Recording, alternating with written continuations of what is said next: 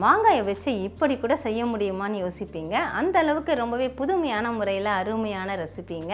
Hi friends, welcome to Chennai food. இந்த ரெசிபியை நான் எப்படி செய்கிறேன் நீங்களே பாருங்கள் வாங்க. இந்த ரெசிபி செய்கிறதுக்காக நான் ஒரு மாங்காயை இந்த மாதிரி சின்ன சின்ன துண்டுகளாக கட் பண்ணி வச்சுருக்கேங்க. தோலோடையே நீங்கள் சேர்த்துக்கலாம். தோலோடு சேர்த்தாலே ரொம்பவே டேஸ்ட்டாக இருக்கும். ஆனால் தோல் நீக்கணுன்ற அவசியம் கிடையாது. நல்லா சுத்தமாக கழுவி தொடச்சிட்டு இந்த மாதிரி கட் பண்ணிக்கோங்க. எந்த மாங்காய் வேணும்னாலும் நம்ம பயன்படுத்திக்கலாம். ஸ்டவ் ஆன் பண்ணிவிட்டு ஸ்டவ்வில் கடாய் வச்சுருக்கேங்க. 1 டேபிள் ஸ்பூன் அளவுக்கு நம்ம சமையல் எண்ணெய் சேர்த்துக்கலாம். நான் நல்லெண்ணெய் சேர்க்குறேன். 2 டேபிள் ஸ்பூன் அளவுக்கு உளுத்தம் பருப்பு சேர்க்குறேன். வெள்ளை உளுந்து தான் நான் சேர்க்குறேன். நீங்கள் எடுக்கிற மாங்காயோட அளவை பொறுத்து பருப்பு கூட்டி குறைச்சி சேர்த்துக்கோங்க. பருப்பு நமக்கு லேசாக வறுபடட்டும். இப்போ உளுத்தம் பருப்பு ஓரளவுக்கு வறுபட்டுடுச்சு. இந்த சமயத்தில் நம்ம வேர்க்கடலை சேர்த்துக்கலாம். 2 டேபிள் ஸ்பூன் அளவுக்கு வறுக்காத வேர்க்கடலை சேர்க்குறேன். உங்களுக்கு வேர்க்கடலை வேண்டாம்னா நீங்கள் கடலை பருப்பு கூட சேர்த்துக்கலாம். நாம் சேர்த்த வேர்க்கடலை பாருங்கள் நல்லா அப்படியே வெடித்து பொரிய ஆரம்பிச்சிருச்சு. அதே மாதிரி உளுத்தம் பருப்பும் நல்லா பொன்னிறமாக வந்திருக்கு பாருங்கள். இந்த மாதிரி லைட்டான பொன்னிறம் வந்த உடனே நம்ம ஒவ்வொரு பொருளாக சேர்க்க ஆரம்பிச்சிடலாம். நான் வரமிளகாய் தாங்க சேர்க்குறேன். குட்டி குட்டியாக இருக்கிறதுனால ஒரு 7-8 மிளகாய் சேர்க்குறேன். பெருசாக இருந்தால் நீங்கள் 3 அல்லது 4 மிளகாய் சேர்த்துக்கோங்க, உங்கள் காரத்தை பொறுத்தது. இஞ்சி பார்த்திங்கன்னா நல்லா ஒரு 1.5 இன்ச் அளவுக்கு நீளத்துக்கு தோல் சீவிட்டு பொடியாக நறுக்கியிருக்கேன், அதையும் சேர்த்துக்கிறேன். இந்த வரமிளகாயும் இஞ்சும் ஓரளவுக்கு வறுபடட்டும். வரமிளகாயும் இஞ்சி நல்லா எண்ணெயில் வதங்கிஇருக்குங்க. இப்போ நம்ம ஒரு பெரிய வெங்காயத்தை சேர்த்துக்கலாம். பெரிய வெங்காயத்தை சும்மா ரஃப்பாக கட் பண்ணி வச்சுருக்கேன், அதை இதில் சேர்த்துக்கிறேன். சின்ன வெங்காயம் இருந்தால் நீங்கள் சின்ன வெங்காயம் கூட சேர்த்துக்கலாம்.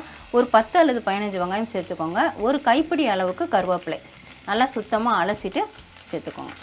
இந்த வெங்காயமும் ஓரளவுக்கு வதங்கட்டும். இப்போ வெங்காயம் பாருங்கள் ஓரளவுக்கு வறுபட்டுருச்சு. நம்ம நறுக்கி வச்ச மாங்காய் அதையும் இதில் சேர்த்துக்கலாம். கூடவே பார்த்திங்கன்னா 1 டீஸ்பூன் கல் உப்பு அதையும் சேர்த்துறேன். இந்த மாங்காய் சேர்த்துட்டு நல்லா ஒரு 1 நிமிஷத்துக்கு வதக்கிட்டு நம்ம ஸ்டவ் ஆஃப் பண்ணிக்கலாம்.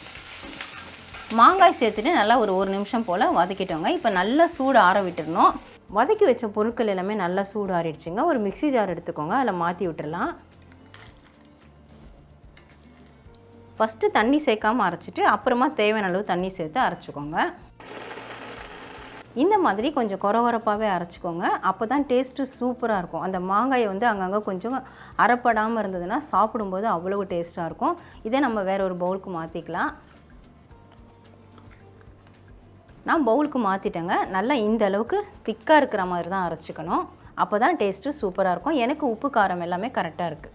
அவ்வளவுதான் ஃப்ரெண்ட்ஸ், மாங்காயை வச்சு அருமையான துவையல் நாம் ரெடி பண்ணிட்டோம். இந்த மாங்காய் சீசனில் தான் நம்ம இப்படியெல்லாம் செஞ்சு சாப்பிட முடியும். கண்டிப்பாக நீங்களும் ட்ரை பண்ணி பாருங்கள். இதை நம்ம இட்லி தோசைக்கும் வச்சு சாப்பிட்லாம், பூரி சப்பாத்திக்கும் வச்சு சாப்பிட்லாம், சாதத்துக்கு சேர்த்தும் சாப்பிட்லாம், சாதத்தில் சைடிஷாகவும் சாப்பிட்லாங்க. இது கொஞ்சம் இருந்தால் போதும், சாப்பாடு சல்லுன்னு இறங்கிடும். அந்த அளவுக்கு டேஸ்ட்டு சூப்பராக இருக்கும். நான் இப்போ தோசையோடு தான் உங்களுக்கு சாப்பிட்டு காட்ட போகிறேன். இது கூட நீங்கள் தேங்காய் வேணுன்னா கூட வச்சு அரைச்சிட்டு நீங்கள் சாப்பிட்லாம். அது உங்கள் விருப்பம்தான். பாருங்கள் எடுத்துட்டேன். டேஸ்ட் உண்மையிலே ரொம்பவே சூப்பராக இருக்குதுங்க. உப்பு காரம் எல்லாமே கரெக்டாக இருக்குது. அந்த மாங்காயோட புளிப்பு கொஞ்சம் தெரியுது. மாங்காய் புளிப்பு மாங்காயாக இருந்ததுனால நான் புளி சேர்க்கலை. சப்போஸ் மாங்காயில் புளிப்பு ரொம்ப குறைவாக இருந்தால் புளி சேர்க்கலாம்.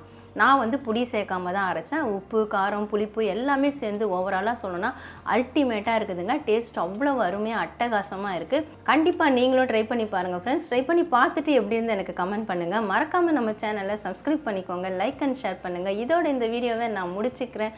மறுபடியும் இன்னொரு வீடியோவில் உங்களை சந்திக்கிறேன். By guys. Bye bye.